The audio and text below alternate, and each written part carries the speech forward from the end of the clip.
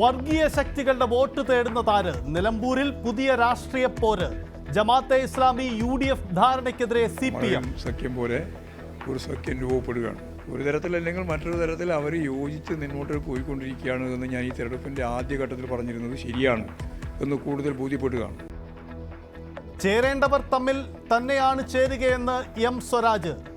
ആരുടെയും വോട്ട് സ്വീകരിക്കുമെന്ന് ആര്യാടൻ ഷൗക്കത്തിന്റെ മറുപടി. എന്നെ സംബന്ധിച്ചിടത്തോളം ഈ തെരഞ്ഞെടുപ്പിൽ ഈ പറയുന്ന 9 വർഷത്തെ പിണറായി വിജയൻ ഗവൺമെന്റിനെതിരെയുള്ള ഒരു വലിയ പോരാട്ടം നടക്കുകയാണ്.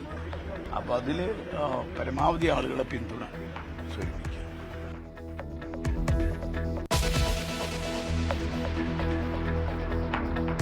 CPM വിമർശനങ്ങൾക്ക് മറുതന്ത്രം മെനഞ്ഞ UDF.